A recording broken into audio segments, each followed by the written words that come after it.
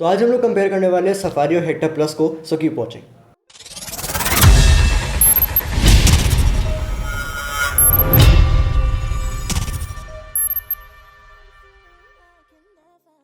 सो ये गाइस, मेरा नाम है अभिनव गर्ग और आज हम जो है वो कंपेयर करने वाले हैं सफारी और हेक्टर प्लस को और देखते हैं कि इन दोनों गाड़ी में से आपके लिए परफेक्ट गाड़ी कौन सी है, क्योंकि दोनों ही सेम सेगमेंट की गाड़ियां हैं, सेम ही प्राइस पे आती हैं। तो सबसे पहले अगर हम बात कर ले तो ये बात करते हैं इंजन को लेके। दोनों में ही हमें सेम पावर का इंजन देखने को मिलता है, 170 bhp दोनों की दोनों प्रोड्यूस करती हैं और दोनों ही टर्बोचार्ज डीजल इंजन के साथ हमें यहाँ पे देखने को मिलती है। हालांकि हेक्टर प्लस में जो आपको एक पेट्रोल वेरिएंट भी देखने को मिलता है जो कि 141 bhp की पावर प्रोड्यूस करता है और 250 Nm का टॉर्क जो है अराउंड प्रोड्यूस करता है वो। लेकिन इसकी जो फ्यूल इकोनॉमी है जो पेट्रोल वाले वेरिएंट की, वो है हमारी 11 से लेकर 13 के बीच में, जो कंपनी क्लेम करती है। लेकिन लोगों ने बहुत बार नोटिस किया है कि उनकी जो फ्यूल इकोनॉमी है वो 6 से 8 के बीच में रहती है जब वो सिटी में ड्राइव कर रहे होते हैं।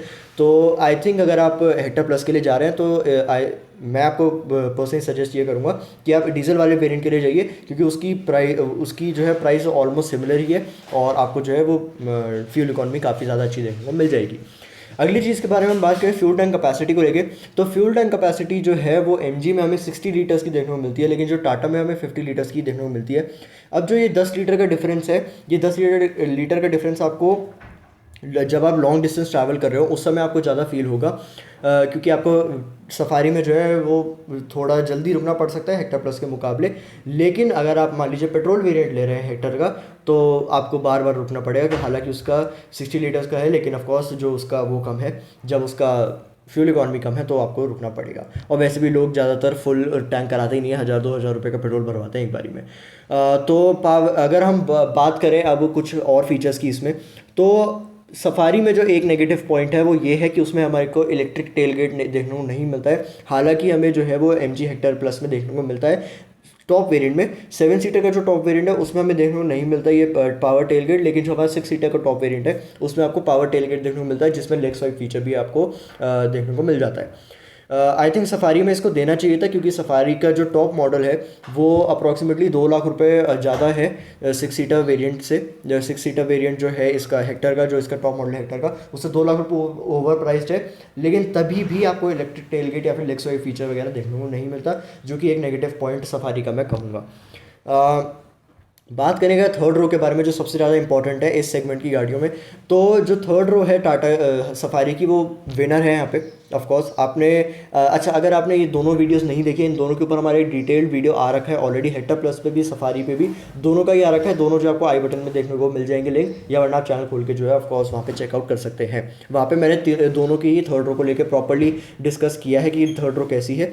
लेकिन थर्ड रो अगर मैं अपने उससे बताऊँ तो काफ़ी ज़्यादा अच्छा है। लेग रूम स्पेस आपको काफ़ी ज़्यादा अच्छा मिलता है, नी रूम स्पेस आपको काफ़ी ज़्यादा अच्छा मिलता है। अंडर थाई सपोर्ट ऑफकोर्स दोनों ही गाड़ियों में बिल्कुल नहीं देखने को मिलेगा, क्योंकि अंडर थाई सपोर्ट जो थर्ड रो में बहुत ही कम आपको मिलता है। अगर हम हेडरूम की बात करें तो हेडरूम भी जो है वो टाटा सफारी में काफ़ी ज़्यादा अच्छा है compare to MG Hector plus. तो अगर आपका जो प्रेफरेंस है वो थर्ड रो को लेके है, कि अगर आपके घर में ज़्यादा बंदे हैं और आपको फ्रीक्वेंटली ट्रैवल करना पड़ता है एक साथ, तो I think you should go for Tata safari. Alloys की अगर हम बात करें तो अलॉयज़ में हमें क्या है कि जो एमजी हेक्टर है उसमें हमें दो मिलते हैं। एक हमें 17 इंच के अलॉय व्हील्स का ऑप्शन मिलता है, एक हमें 16 इंच के, और एक हमें 18 इंच के अलॉय व्हील्स का ऑप्शन देखने को मिलता है। लो वेरिएंट में 17 इंच और टॉप वेरिएंट में जो है 18 इंच। सफारी में अगर बात करें तो सफारी में हमें लोअर वेरिएंट में 16 इंच ही देखने को मिलते हैं, लेकिन अगर आप ऊपर जाएँ टॉप वेरिएंट वगैरह स्पेक में जाए तो आपको उसमें 18 इंच अलॉय व्हील्स आपको देखने को मिल जाते हैं। बूट कैपेसिटी की अगर हम लोग बात करें तो बूट जो है 155 लीटर्स का है हेक्टर का, अगर आप तीनों रोज़ खोल के रखेंगे, जो कि काफ़ी ज़्यादा अच्छी बात है। वहीं पे अगर हम सफारी की बात करें तो सफारी में आपको सिर्फ और सिर्फ 73 लीटर्स का बूट स्पेस देखने को मिलता है, अगर तीनों के तीनों जो है वो रोज़ खुली हुई हैं उसकी। तो अगर आप फ्रीक्वेंटली ट्रैवल करते हैं और आपको बहुत सारा सामान होता है और आप ज़्यादा बंदे नहीं लेके जाते अपने साथ, तो मेरे ख्याल से सफारी आपके लिए सही रहेगी। लेकिन अगर आप ज़्यादा बंदे भी हैं प्लस आपको बूट कैपेसिटी भी अच्छी चाहिए, तो फिर आप हेक्टर के लिए ज़रूर जा सकते हैं, क्योंकि इसमें तीनों रोज़ खुलने के बाद 155 लीटर्स का बूट स्पेस देखने को मिलता है, ऑलमोस्ट डबल देखने को मिल जाता है आपको सफारी के मुकाबले।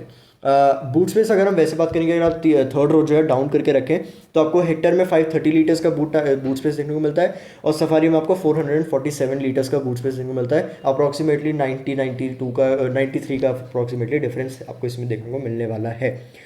तो सफारी का प्लस पॉइंट ये है कि उसकी थर्ड रो काफ़ी ज़्यादा अच्छी है, और हेक्टर का जो प्लस पॉइंट है वो ये है कि उसके जो बूट स्पेस है वो काफ़ी ज़्यादा अच्छी है। फ्यूल इकॉनमी की अगर हम लोग बात करें तो फ्यूल इकॉनमी जैसे मैंने आपको बताया ऊपर भी कि हेक्टर में पेट्रोल वेरिएंट में आपको कम फ्यूल इकॉनमी देखने को मिलती है, लेकिन जो इसका डीजल वेरिएंट है उसमें आपको 16.6 के अराउंड जो है वो हेक्टर देखने को मिल जाती है, हेक्टर में आपको देखने को मिल जाता है। लेकिन इसके डीजल वेरिएंट में एक डिसएडवांटेज ये है कि इसमें आपको सिर्फ और सिर्फ मैनुअल गियर बॉक्स देखने को मिलता है, हालांकि जो आपकी सफारी है उसमें आपको automatic plus manual gear box दोनों ही देखने को मिल जाते हैं। अगर हम सफारी की बात करें तो सफारी जो है हमें 14.63 का एवरेज देती है ऑटोमेटिक वेरिएंट्स में, और जो मैनुअल उसका वेरिएंट है वो अप्रॉक्सीमेटली प्रोड्यूस करती है 16.35 का फ्यूल इकॉनमी। तो यहाँ पे फ्यूल इकॉनमी की अगर हम बात करें तो हेक्टर जो है वो पेट्रोल में पीछे रह जाती है, लेकिन जो है वो छोटा सा डिफरेंस के साथ आगे बढ़ जाती है सफारी से डीजल वेरिएंट में। सेफ्टी की अगर हम बात करें, सेफ्टी आपको पता ही है कि टाटा की सेफ्टी कैसे होती है। ओमेगा आर प्लेटफॉर्म पे ये बेस्ड है, जिसपे हैरियर भी बेस्ड है, और हैरियर को जो है वो 5 स्टार सेफ्टी इसमें मिली हुई है ग्लोबल एनकैप में। तो ऑफकोर्स सफारी भी जो है वो 5 स्टार सेफ्टी रेटेड ही होने वाली है। प्लस इसमें काफ़ी सारे फीचर्स आते हैं, जैसे डुअल एयरबैग्स इसमें स्टैंडर्ड आते हैं, EBD, ABS और ट्रैक्शन कंट्रोल, हिल असेंट कंट्रोल, मतलब ऐसे कुछ फीचर्स जो है इसमें स्टैंडर्ड देखने को मिलते हैं दोनों ही गाड़ियों में। अगर आप टॉप वेरियंट्स में जाएंगे तो आपको जो है वो 7 सीटर अगर आप जाएंगे उसमें, हेक्टर प्लस की अगर आप 7 सीटर वेरिएंट में चेक करेंगे तो उसमें आपको टॉप वेरिएंट में सिर्फ 4 ही एयरबैग्स देखने को मिलेंगे। लेकिन अगर आप उसको 6 सीटर टॉप वेरिएंट में जाएंगे तो वहाँ पे आपको जो है वो 6 एयरबैग्स आपको देने वाली है कंपनी। सफारी के टॉप वेरिएंट में भी आपको 6 सीटर वेरिएंट देखने को मिलते हैं, और मेरे हिसाब से सेफ्टी फीचर्स की अगर मैं बात करूँ, सेफ्टी फीचर्स जो है वो सफारी में कहीं ज़्यादा है। प्लस सफारी ऑलरेडी टेस्ट हो चुके, सफारी हालांकि टेस्ट नहीं हुई है, लेकिन जो उसका जो शेयरिंग प्लेटफॉर्म पे गाड़ी बेस्ड है, मतलब जो हेक्टर जो आपकी हैरियर है, नाम बहुत ही ज़्यादा इनके कंफ्यूजिंग लग रहे हैं सर मेरे को, तो जो ये हैरियर है वो ऑफकोर्स 5 स्टार सेफ्टी रेटेड है। प्लस जब हम रिव्यू भी कर रहे थे सफारी का तब भी आपने देखा होगा, अगर आपने नहीं देखी वीडियो तो उसकी भी लिंक यहाँ पे आई बटन में आपको मिल जाएगी, पहले ही बताया मैंने आपको। तो वहाँ पे टेल गेट और जो आपका ट्रंक लिड होता है, मतलब जो ट्रंक लिड आपको ऑफकोर्स बूट का ही जो ट्रंक लिड है वो काफ़ी ज़्यादा हैवी है। उसमें जो आपका बोनेट का जो वो है लिड है वो काफ़ी ज़्यादा उसमें हैवी देखने को मिलता है। तो जब आप गाड़ी मतलब चलाते भी हो तब भी आपको काफ़ी ज़्यादा हैवी और बल्कि सी गाड़ी देखने को मिलती है सफारी। तो अगर आप सेफ्टी ओरिएंटेड गाड़ी लेना चाहते हैं तो safari is the best choice for you. Interior की अगर मैं बात करूँ तो इंटीरियर जो है मेरी पर्सनल चॉइस के हिसाब से मेरे को सफारी का काफ़ी ज़्यादा अच्छा लगा। वो इसलिए क्योंकि मेरे को जो है, मैं थोड़ा सा मतलब ओल्ड स्कूल भी नहीं कहूँगा, मतलब मैक्सिमम लोगों की चॉइसेस यही होती है। दोनों की जो इंटीरियर है वो आपकी स्क्रीन के वजह से में आ रहे होंगे। अब क्या है कि अगर आप फ्यूचरिस्टिक सोचना चाहते हैं, अगर आप ये चाहते हैं कि आपकी गाड़ी जो है वो स्टैंड आउट करे बहुत लोगों में, तो आपके लिए हेक्टर ज़्यादा अच्छी है इंटीरियर के हिसाब से। वो इसलिए क्योंकि हेक्टर में आपको 10.84 इंचेस की डिस्प्ले देखने को मिल जाती है, बहुत ही बढ़िया सा टैबलेट हमें पूरा देखने को मिलता है वो। लेकिन उसमें एक नेगेटिव पॉइंट ये है, एक क्या मतलब मल्टीपल नेगेटिव पॉइंट्स उसमें ये है कि उसमें AC कंट्रोल जो है वो भी स्क्रीन में इंक्लूडेड है, उसके लिए कोई फिजिकल बटन आपको देखने में नहीं मिलते क्लाइमेट कंट्रोल को लेके। अगर आप बात करेंगे कि अगर आपको एकदम से वॉल्यूम कम करनी है उसकी, तो वो भी आपको ऑप्शन नहीं मिलता, आपको जो है बटन से क्लिक क्लिक करके जो है वो बंद करनी पड़ती है। तो आई थिंक ये एक डिसएडवांटेज है एक उससे बड़ी स्क्रीन का। अगर उसके साथ एक डायल दिया जाता या फिर कुछ फिजिकल बटन्स दिए जाते तो काफ़ी ज़्यादा अच्छा रहता। हालांकि अगर हम बात करें सफारी के बारे में, तो सफारी में आपको 8 इंचेस की डिस्प्ले देखने को मिलती है, जो टॉप स्पेक वेरिएंट होगा 8.8 समथिंग के देखने को मिलती है। और जो उसका लेआउट है वो आपको ऐसे रेक्टेंगुलर में मिलता है, रेक्टेंगुलर इन द सेंस कि मतलब आपको ऐसे में मिलता है, लंबी है वो ऐसे में, हॉरिजॉन्टली कहते हैं, वर्टिकल हॉरिजॉन्टली वो लंबी है। और जो आपकी हेक्टर प्लस में आती है वो आपकी वर्टिकली लंबी आपको देखने को मिलती है। अगर मैं बात करूँ सफारी की स्क्रीन को लेकर, सफारी की स्क्रीन जो है वो काफ़ी ज़्यादा अच्छी है, काफ़ी ज़्यादा अच्छी प्रोड्यूस है। उसमें लैग इतना ज़्यादा नहीं आता। हेक्टर प्लस की जो हेक्टर प्लस की जो आपकी स्क्रीन है उसमें काफ़ी ज़्यादा आपको लैग देखने को मिलता है। तो उसको जो है इम्प्रूव हेक्टर को सॉरी MG को करना चाहिए, वो शायद अभी सॉफ्टवेयर के थ्रू शायद कुछ इम्प्रूव भी हुआ था। तो इंटीरियर मेरे को इसका सफारी का कंक्लूजन में अगर मैं आपको बताऊँ तो मेरे को सफारी का काफ़ी ज़्यादा अच्छा लगा, क्योंकि उसमें क्लाइमेट कंट्रोल के लिए अलग ऑप्शंस है, और आपका जो अगर आपको वॉल्यूम कम करनी है तो उसके लिए अलग से डायल है, तो उसके लिए आप आराम से कर सकते हैं। तो सफारी इंटीरियर के हिसाब से मेरे लिए तो पर्सनली मेरे को इंटीरियर वाइज सफारी काफ़ी ज़्यादा अच्छी लगी। वारंटी अगर हम लोग बात करें तो वारंटी जो है यहाँ पे MG बाजी मार लेती है, क्योंकि MG जो है आपको 5 ईयर्स या फिर अनलिमिटेड किलोमीटर्स के लिए वारंटी प्रोवाइड करती है। प्लस उनका 5 ईयर्स का जो है रोड असिस्टेंस वो जो है आपको रोड असिस्टेंस भी आपको देखने को मिल जाता है। अगर हम बात करें इसको लेके, सफारी को लेके, तो आपको वहाँ पे 2 साल की ही फ्री सर्विसेज वगैरह, मतलब जो 2 साल का मिलता है, प्लस 1 लाख किलोमीटर का जो है, या फिर आप 1 लाख किलोमीटर तक जो है वो क्लेम कर सकते हैं इसकी वारंटी को। तो सफारी में यहाँ पे इसको बढ़ा देना चाहिए मेरे हिसाब से। तो जो है सफारी जो है और ज़्यादा बिकनी शुरू हो जाएगी, हालांकि अभी भी बहुत ही ज़्यादा बिक रही है। प्राइसिंग की अगर हम लोग दोनों की बात करें तो प्राइसिंग जो है दोनों की ही स्टार्ट होती है अप्रॉक्सीमेटली 14 से हेक्टर की मैं बात करूँ तो हेक्टर जो शुरू होती है वो होती है 14.66 ex showroom price 14.66 lakh rupees से। और इसका 7 सीटर वेरिएंट है ये जो शुरू होता है इसमें। और अगर हम सफारी की बात करें तो वो 14.99 से शुरू होती है, 33,000 रुपये का डिफरेंस है एक्स शोरूम में।